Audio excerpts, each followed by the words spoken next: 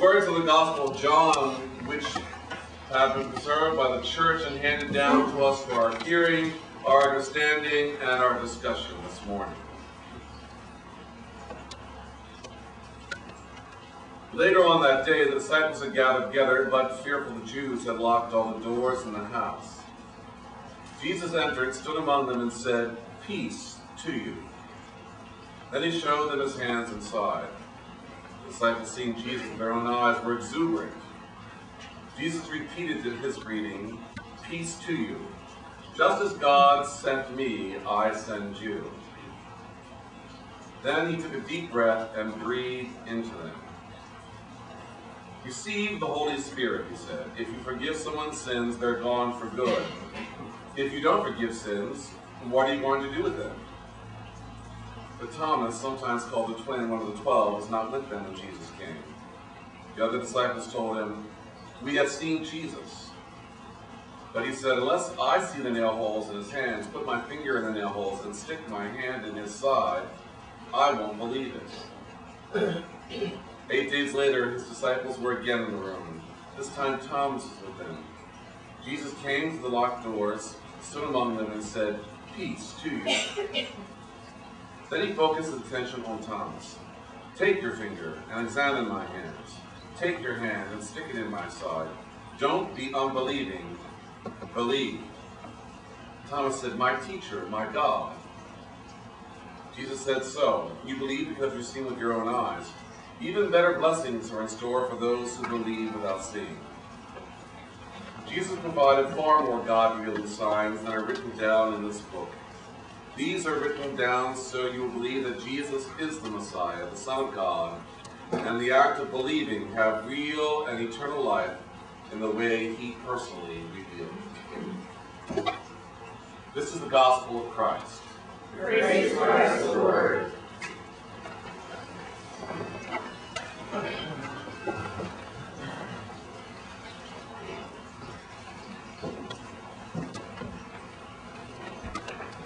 I always love the first Sunday after Easter. It is full of words that you never get at any other time. And even the hymns pick up some really interesting words and verb forms. For instance, we're going to be singing a hymn later on, and one of the verbs is illumine me. There's not many times that we say that to someone, but maybe we should. "Hi, I'm Rusty, illumine me." Be very, provocative certainly, but it's an interesting verb to use. In the hymn we just sang, we had the word there about, "and trump shall," and it wasn't Donald Trump, "and trump shall sound." And you had to think a second, trump. I said, "Oh, trumpet, okay, trump."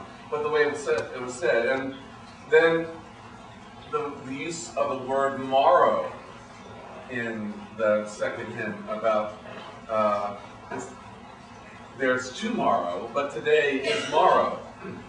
I don't know if we've ever thought about it this way. People say, "What day is it?" Say, "It's morrow."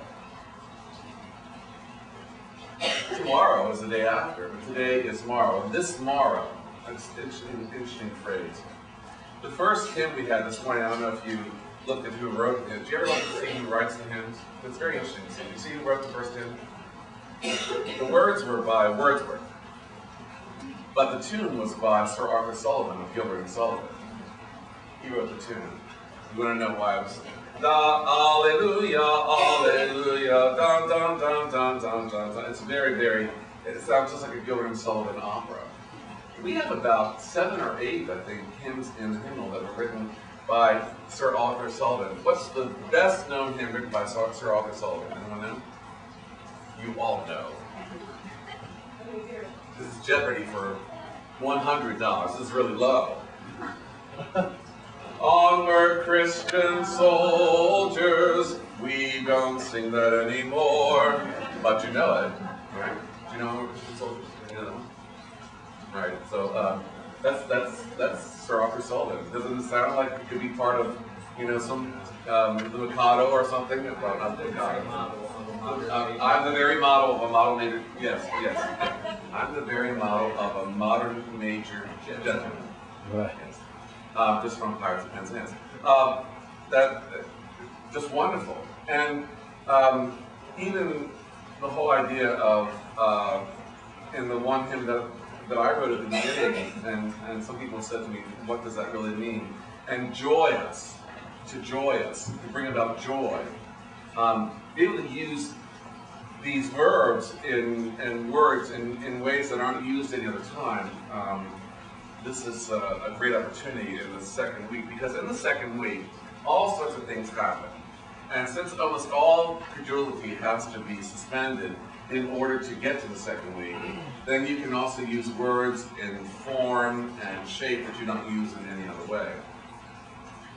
I'm saying you're going to go and talk to Irene's class tomorrow about how to write children's stories. And I'm talking to Elizabeth here. And I don't know if you all know that Elizabeth writes children's books and has, well, your last book was a really big bestseller, wasn't it? What's it called? The Boy Weight Dog Biscuits. And I think, did I hear it sold like 200,000 copies? I mean, that's amazing. I mean, how many people do you know have sold a book that has 200,000 copies? And about Dog Biscuit eating boy. It's about your brother, isn't it? It's not about my brother. Yes. Does he know? My brother, well, actually, was about my cousin, and by mistake, when I was telling the story, I used his name because it just felt right in the writing, and then we went to bus, and his name stayed in, and I never took it out. Never took it out. Well, you see, there's all sorts of things you can discover if you come to church on that Sunday after Easter. And I like the Sunday after Easter also because it's called traditionally Low Sunday. Usually because, for several reasons, Easter Sunday itself is such a high occasion. And then the week after is sort of a low point for some people. Also, you get to see on the Sunday after Easter, all those people didn't show up for Easter, which is really good. And the ones that were here on Easter never come back until Christmas, usually. So. And people are looking around and saying, it's raining, do I hear a leak? No, No, we had a fountain. This is part of what was from last week. You get to see all sorts of discoveries the second week. And you also get to hear the story, once again, that we read every single year, regardless of what year it is. Unlike Easter, where we hear a different story every 3 years, or every year, we repeat it every fourth year. We get into a different version of the gospel about Easter. On the Sunday after Easter, we read the same one over and over and over and over and over again. It's always the Gospel of John. And the reason for that, the only other time that really happens that we have a consistency is on Good Friday. So Good Friday and the Sunday after Easter are the two times when we don't change the lectionary at all. It's always the same story. And this is the story of Jesus coming to visit the disciples after the resurrection. And if you notice the way it starts out, the gospel starts out later that day. So it's actually, although we're a week after Easter reading it, the story itself takes place that same day. So in the Gospel of John, as I pointed out before, the resurrection, the ascension, and Pentecost all happen the same day. Jesus is raised from the dead. In the Gospel of John, the resurrection and the ascension are the same moment. The ascension comes when the disciples realize who he is in another form. That's the ascension, being lifted up spiritually, not in Luke where he actually goes up in a cloud. He's in a cloud and then disappears. But in the Gospel of John, it's this recognition. That's the lifting up, the ascension. And then right after that, there is the Pentecost event where he breathes into them and sends them out. It all happens in 4 verses: resurrection, ascension, and Pentecost. You can't get much more of a shortcut to right to catch the story than that. And then after that, you hear the story about Thomas. Poor Thomas is really a raw deal. He really does. He's the one who has. I tried to point it out in that reflection readings that I gave you this morning from a seminarian in Dallas who wrote that about, I be your Moses, I'll be your Peter, I'll be your Paul, must I always be your Thomas. And But you know, Thomas means twin. We talked about this before also, that the whole purpose of bringing Thomas into the story, one purpose is it's supposed to show that Jesus had a twin brother. So if you haven't heard that before, there's a little thing to think about. Jesus' twin brother, Thomas. And the reason that Thomas won't believe is because if he were the twin brother, he'd say, you know how twins are. Anybody have twins in their family? You have twins? Do you know, do they seem to know what the other one's going to do or have a feeling about it? They often say that. Well, Thomas says, if Jesus had actually died and raised from the dead, I would know because I would sense it. And he doesn't sense it. In fact, he's not even there the first time. Isn't it interesting? He's not even there the first time. And there's been a lot of speculation as to why he was not there the first time. And one of them is that although the disciples were in hiding, because he looked like Jesus, they were identical twins, he had to really be in hiding. Because if he's out, then people would think that Jesus had been seen. And there was a bounty on his head. Anyway, there's a buzz. But if you have somebody who looks like Jesus walking around, it really ruins the whole story. Doesn't it? So Thomas can't be there. So until after Jesus appears, then he can show up. And Jesus comes in and he says to them, peace be with you. And as we've talked about in the past, since we've done this one every single year, peace be with you doesn't mean, or peace on you, whatever he says, peace. It doesn't mean what it says. It's not a nice thing. It means sit down and shut up. That's what it says in Greek. It doesn't say, peace be with you, my darling. It says, you sit now.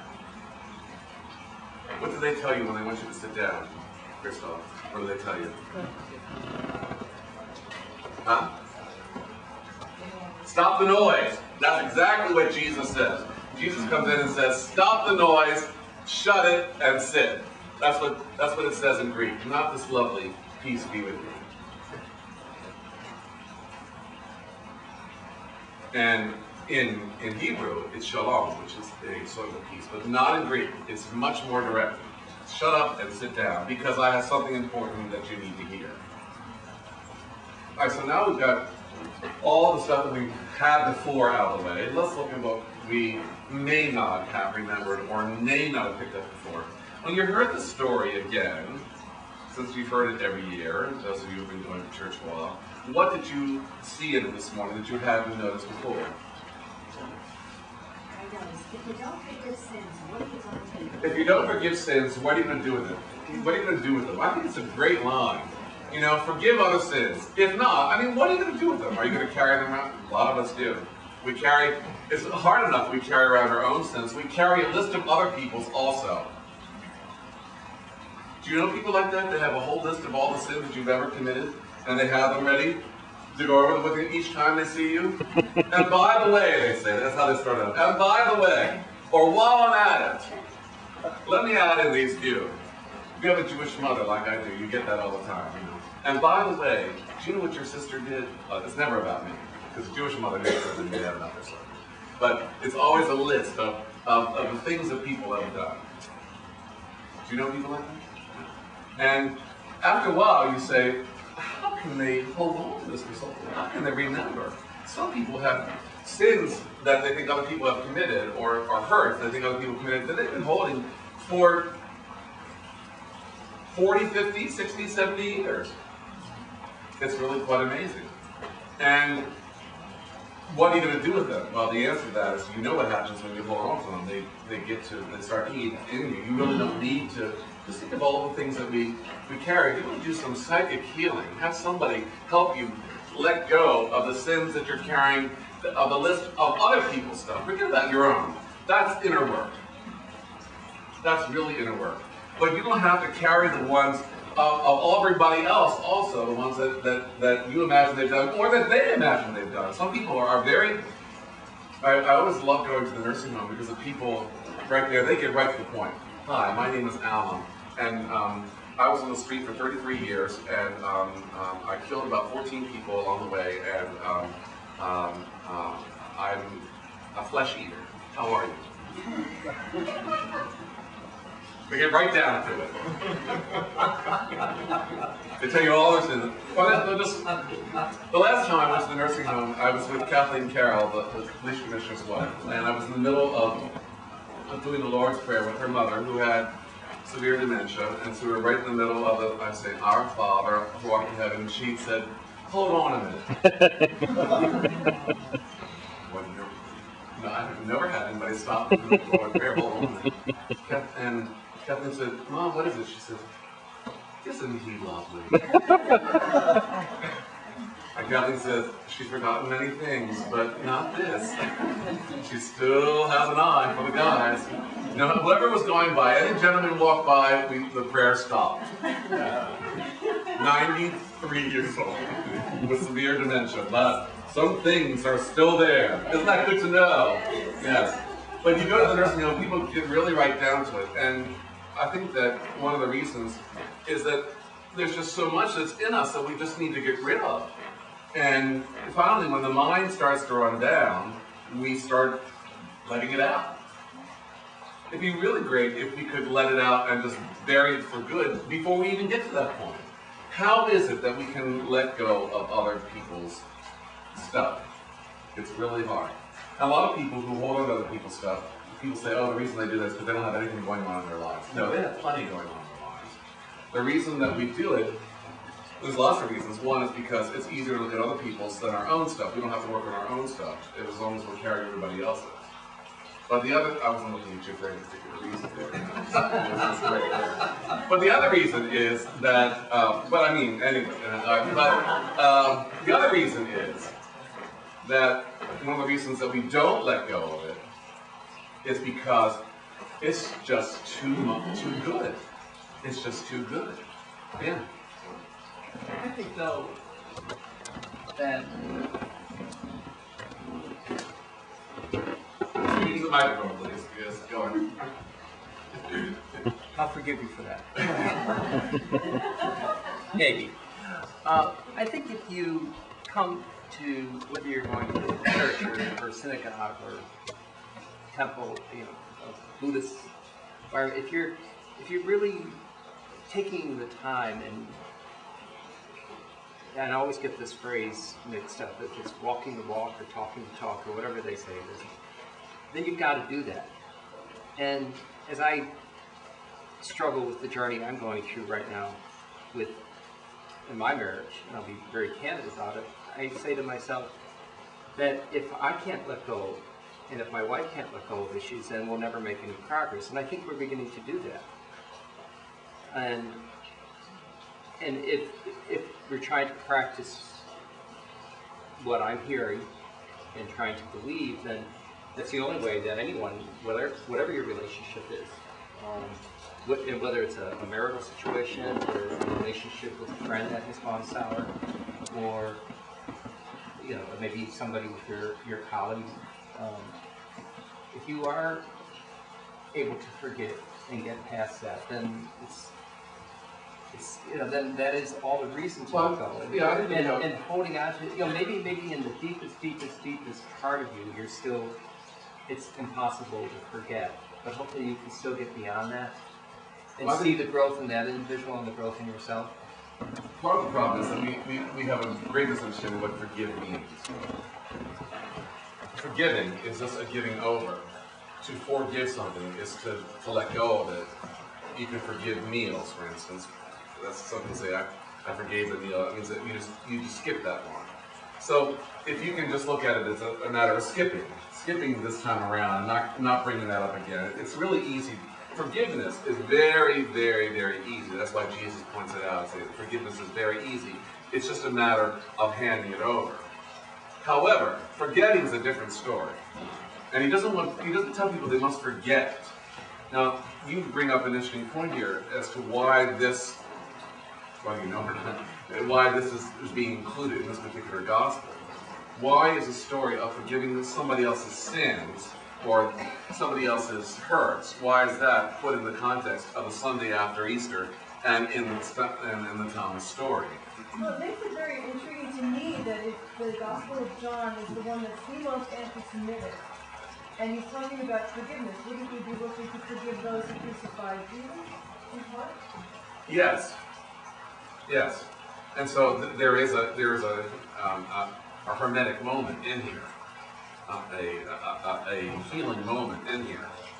He's struggling himself, or whoever the writer was, is struggling themselves in order to get to this. You know, most preachers are preaching to themselves when they get up and speak anyway. So it's a matter of working it all out. And this writer certainly is doing that. But why do you think that you would include this in the whole gospel of the story of Thomas, this whole idea about forgiving? Well, that's what it is. Yeah. It seems to me that Jesus forgives his own brother. He doesn't say, you know, where were you, or why did you get this, or he just says, who are you? Yeah, but you know, you have to think about the state of mind of also the people that are in the story. They were grieving. It doesn't say it, but they were. I mean, Aaron says it earlier that they were very upset about this, so they're grieving. So in order to put this into the same gospel, I think part of the thing is the fact that there's a message there. It's really impossible to have any healing, any at all, any letting go of death and the other things that might upset us, if we're not willing to let go of all the other stuff also. See, the one thing that death does is it allows us to let go of everything. That's the idea. That's why we say that people are at peace. And so hopefully, the belief system was that once you die, then all those things that you were holding on to so tightly, including the sins of others, are now gone. You don't have to carry those into the next moment, whatever that is.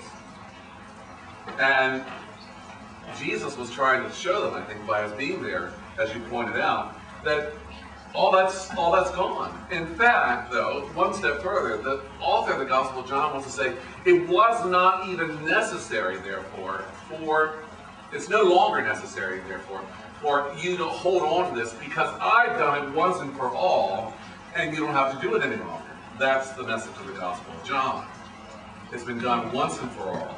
It was sufficient once and for all, and it doesn't need to be done to go on any further. So you can just let go of it because it's been done. Been there, done that. That would be my my sermon title for this week if we're on the board. Been there, done that. So this is revolutionary. It is revolutionary. You tell us that your children are going to the same of their ancestors. Right. Now Before that, saying, right, the Jewish mindset, which Christianity picked up, was that the sins of the fathers are visited on the children. No longer. Death breaks, Jesus' death and resurrection breaks all that. The quote this morning from the beginning, the introit, is mine.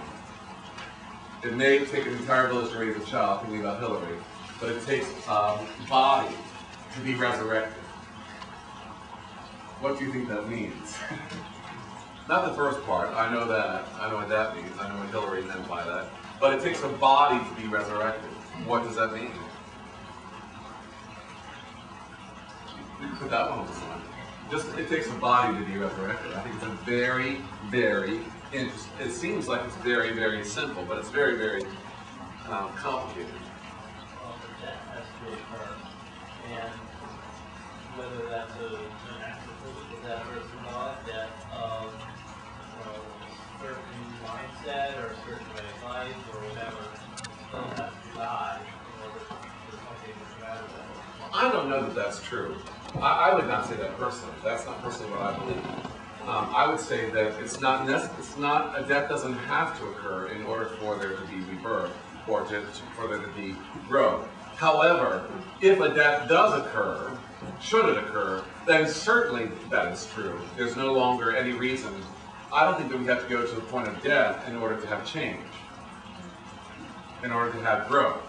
However, once death does occur, if it should come about, then there's no longer any excuse. So this is sort of no excuse Sunday. Isn't the reason for a body because the spirit is alive and eternal anyway? So the spirit hasn't really died, and the only concept of a resurrection is because of a body. There are some people who are alive and their spirits are dead. So I would say There's more to the body thing than that. And that's the whole born again phenomenon, I guess. You can't right? track me there. No, okay. But there is a moment, however, in that born again thing. But I don't think you have to die in order to be born again. That's the message that Jesus brings. It's not necessary to go to such extremes. Because if that were true, then all the people who use the language, I am born again, which is a very real experience for them, they did not die. They did die to something, perhaps, as Anthony was pointing out. But it's not even necessary to do that. Or just thinking about resurrection in the way not necessarily dying, but bringing something back. And it takes a community of society to bring something back, to change, to make a change. Well, yes, the body for me represents the community. Yes, you're right about that. It takes a community to have a resurrection. And but then you have, the question is, okay, well, what does the resurrection within the community mean? And it's not just a matter of change. Charlie, will you? No discussion of forgiveness is complete without a discussion of ego. Because I think Meredith still points to the teachers that forgiveness does not happen at the level of ego, it happens at the level of spirit, and it works its way into the level that we live at. But the ego holds on to those stories. That's what holds on. So-and-so wounded me, and I'm going to stay with that woundedness until it's given an opportunity to see the story in a different light. Yeah, sometimes we hold on to those things because we feel we don't have alternatives. I think the thing that happens is right away, the minute that we give up some of those things, we see what the alternatives always have been. It's always been there. It was always available. We just couldn't see it because it was blocked. That's why I talk about sin. It's what blocks our vision of God. It's the thing that gets in the way of our vision of others also. Sometimes we cannot see people who they really are because we have something that we're holding in front of us that keeps us from seeing them in the way that they can best be seen, perhaps. But sometimes, even if you try to get all the barriers out of the way, there is no perceived change. And so then the gospel writer wants to go one step further. And the gospel writer tells a further story. So Jesus comes back again. And he breathes on the first time, gives him the Spirit. Now, at this point, all the disciples, except for Thomas, which is really interesting, Thomas gets left out of the Pentecost experience, totally. And he comes back, and Jesus has some harsh words for his brother, indeed his brother. He says, yeah, you've seen, but blessed are those who haven't seen and yet believe. So now there's going to be this tension between those who have actually experienced and those who actually believe. This is where the church was. How do you tell the story, the Johannine community, about something so fantastic, get people to believe it if they weren't there? There's clues throughout the whole story as to how that can happen. You can say, I was a first-hand witness. If you believe me at all, you have to believe me about this. But the truth is that by the time this was written, there were no first-hand witnesses around. So, if that's true, then how do you get people to buy into the story? There has to be a better way. If this is the Pentecost event where people were sent out, and the church, this is the birth of the church, the story of the birthplace of the church is happening right here. Pentecost is the birthday of the church. If this is the birth of the church actually happening right in this moment, then how did it survive with just this story? What was the catch? There had to be a hook. Something had to hook the people in, bring them into it. What was it going to be? Eternal life, the promise of that? Something physical, putting the hand in the body. Well, they weren't able to do that. And Thomas doesn't even do it, you realize. He's offered, but he doesn't go and do it. But can't they see it? And Can't they see the womb and see the... Those people could, but the people after that, Well, one of the things that happens after the Gospel of John is John gives a little hint that Jesus appears to many other people. Now, it could be that the promise is that you'll have a personal experience of Jesus and Jesus will appear to you. The promise of that. Now, it doesn't say when. But the promise of it might be good enough to keep some people going for some time. It seems to me that the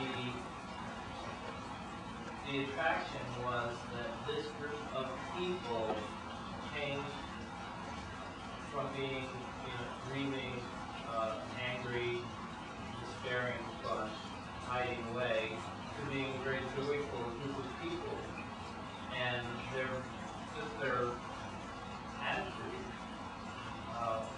was so attractive that people wanted to do it the next day. And what was it that was, what gave them that joy? They rewrote the story. To what? From somebody died at the end to Somebody died at the beginning. Yeah. Yeah. Now that is really, really good. You want a good children's story? That's a good story. Really. Instead of somebody died, you want to write a children's book about grieving or whatever, to try to be. I mean, we say this often to young children. This is not the beginning. This is not the end. This is the beginning of something new. But how do you actuate that so that somebody who has a young mind, the young church, how do you actuate that so that you can actually go with it? Did you have some thoughts? With respect to John was written as a response, if you will, to the Thomas community. The Thomas community has opposite beliefs of the John community. They believe that everything that you live, if you spark of God, is within you. And therefore, if you want to go to God, you look inside yourself to see. John wants to point out, no, the only place you go is to Jesus. You have to go outside yourself to Jesus. Only through Jesus can He's the way, only through me to the Father. So it's a real response against that. I mean, yes, Thomas is there as a person for a very specific reason. He wants to pounce on it. What? I'm sorry? He wants to pounce on it. Pounce on it, yeah. He wants to corrupt and say, hey, look, you don't believe the right stuff. Come around. And essentially say, your community has got to realize, stop looking within and start looking to Jesus. This is John versus Thomas, all the way through our life. And if you look, the Gnostics were the same way. Gospel Philip said, you get resurrected first, then you die, and then at death, if you have been resurrected, things go well for you. If you haven't been resurrected when you die, it's all over. Wow.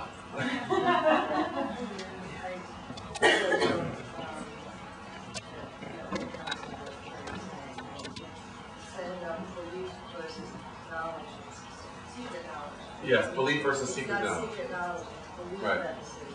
And the thing is that what the Gospel of John is trying to do is say the knowledge is available to everybody. Now the belief, that's a personal option. And I think you and I know, at least I have this suspicion, that people who do believe it are much happier with their lives than the people who don't. Now you could say that their belief system is just wacko and doesn't deserve any credence. But people who do believe in whatever it is that they believe, the thing that really fills them, those who do, they seem to be a lot happier with their lives than the ones who don't. And I know, even going and visiting people in nursing homes and in hospitals and so forth, that the people who have a faith system do much better than the people who do not have a faith system. Whatever it is that they believe in, the universe, the world, God, Jesus, Buddha, whatever, if there's something that is holding, something that they can turn to, that allows them to explore otherness, other than what the obvious, other than death, which is very obvious when it happens. It's extremely obvious when it happens. If there's something that allows you to explore beyond that, then there is a great amount of healing that comes about. If those people, however, see everything as final, people who see death as final, basically pretty much see many things as final, it can be that can be very comforting also. Because you know. That's your belief system. But that is a belief system. There are some people who just say, I don't have any idea. They've never even examined it at all. And so when they come into a time of crisis, then it becomes a time of crisis because there's nowhere to go. The community itself was at a time of crisis. They had already lost Jesus. And even the Johannine community by this point was in a time of crisis. Yes, they were a opposing Thomas's community's viewpoint, but they were also trying to struggle with how it is that you go forward when you have a message that starts out with somebody dying. You have to remember that the Easter story, the cross, Christopher Morris, my seminary professor, says the cross is the midpoint. Everything looks backward from there, and everything looks forward from there as far as the Christian community is concerned. So it's after Jesus dies and they realize who he is, and they go back and they say, oh, we got to remember who was this guy? Oh, let's go back and search his past, and that's when they tell the story about his being born in an age and all that.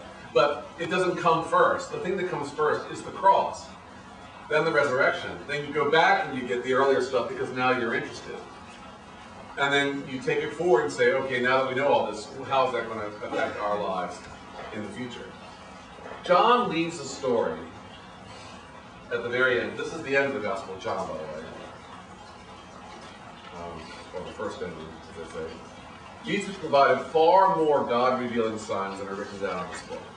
Well, if that's true, what could be far more God-revealing than resurrection? I'd like to know what really. Tell me what's far more God-revealing.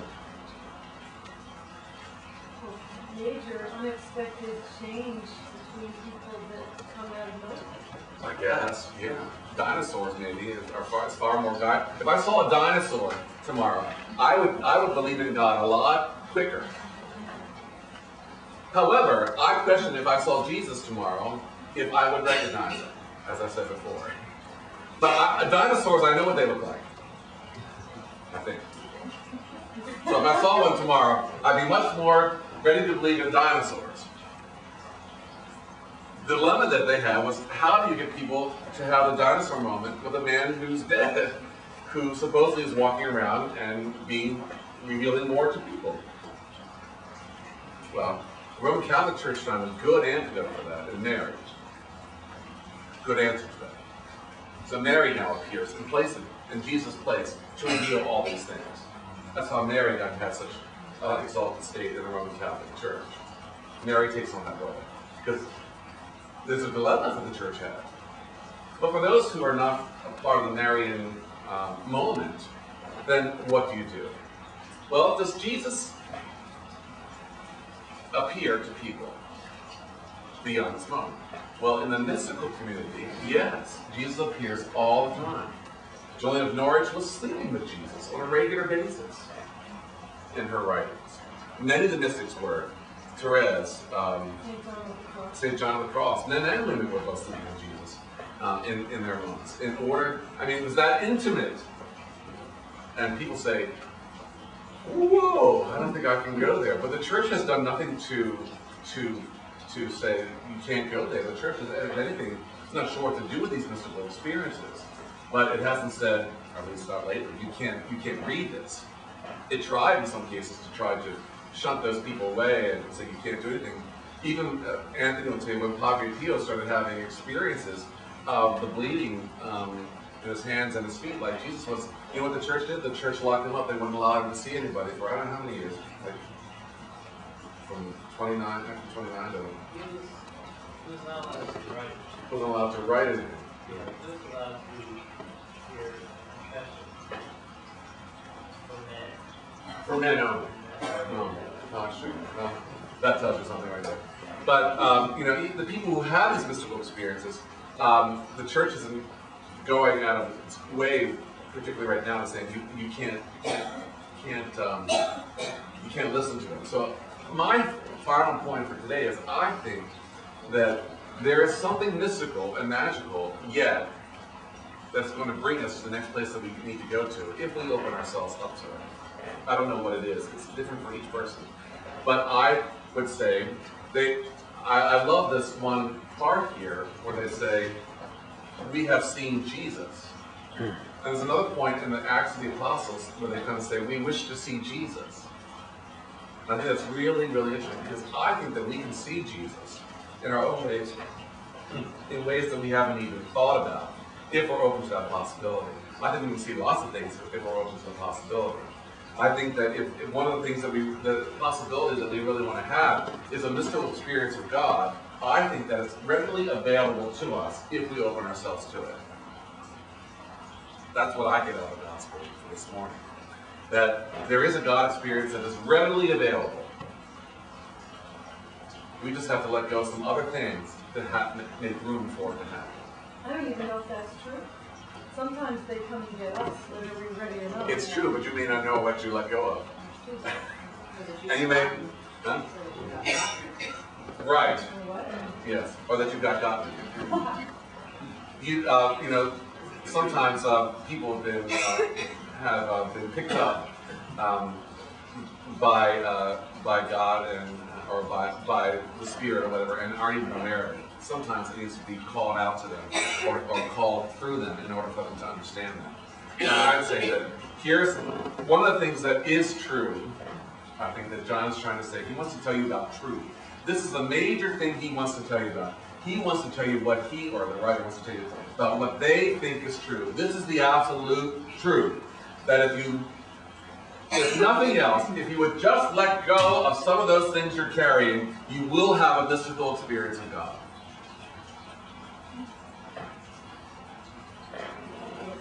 And the gospel writer wants to try to prove it to you.